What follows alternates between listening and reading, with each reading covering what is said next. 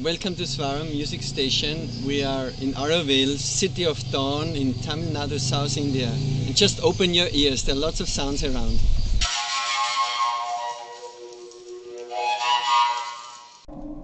We started that project with a young gang from the village, and there were like 7 guys, and we decided that each one would start a different section. So this is the drum section, and Rajaram, it's his department, and he is developing, he has his own ideas, and he just, he's always coming up with something new.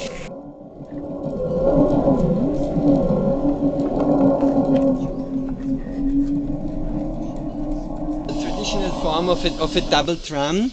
You see usually Shiva on the mythological pictures with it, and it's our model. It has a PVC pipe, and then he will do 2 skins on both sides. Skin and buffalo and cow. Goat, buffalo, and cow.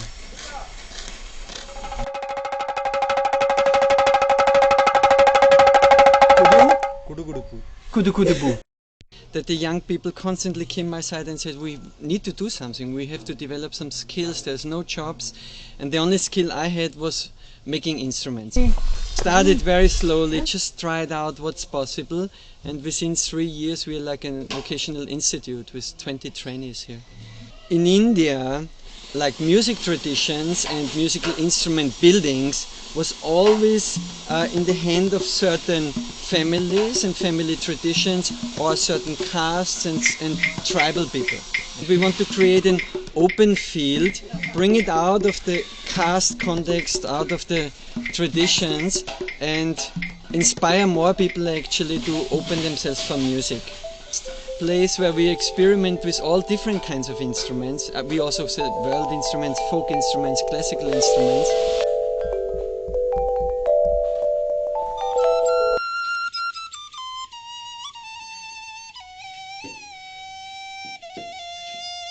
A little smaller. Yeah. This one is a little bit high. This is Shankar. He took over the flute work. Right now he's working on clay flutes.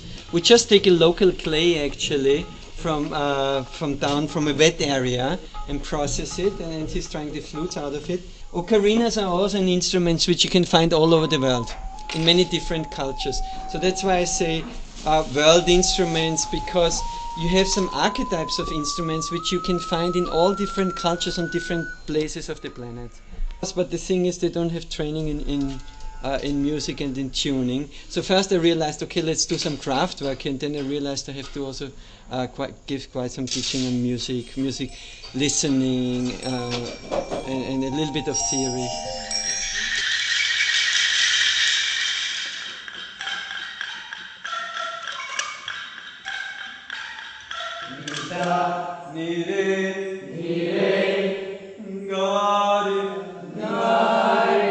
It was not so much a training in music, but more like a training in sound awareness. Yeah? That we are living in a world and we are listening beings. And from my teacher, basically, the emphasis was always, we have to re-emphasize on listening and not be so much on the surface with looking. Because listening is a sense of depth.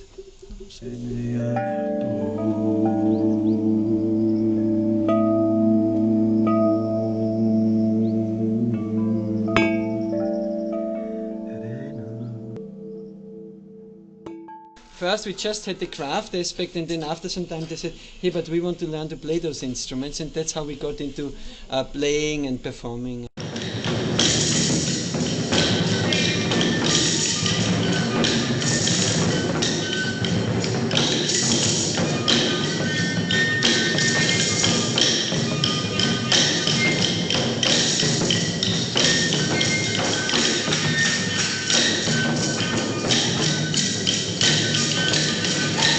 We're working with sound awareness, and for them completely new horizon is opening up. And it's so enriching life so much. I think the whole creative potential actually with coming in touch with sound, the whole creative thinking developed.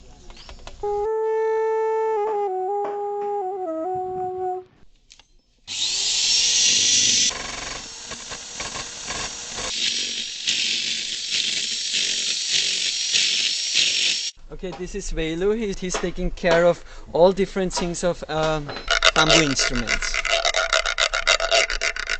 We're looking in the different tribal traditions in the world and see what were the original sound makers. And then in our own way we try to not duplicate them but rediscover them and bring them to the people.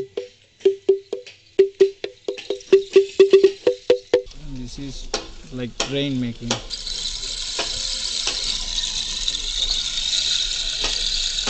I full rainmaker with shells.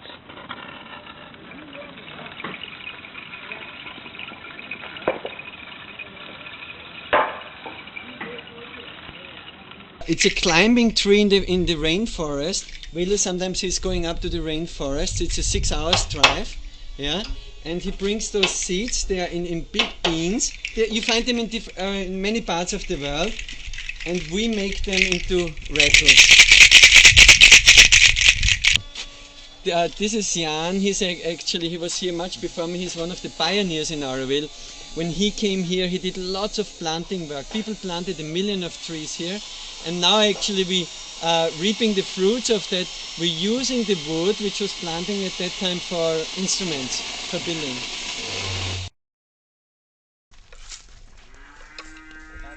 And I love it when the guys go out everywhere in the fields and stuff like this and look for seeds and whatever can be used. And they really got it in a few years.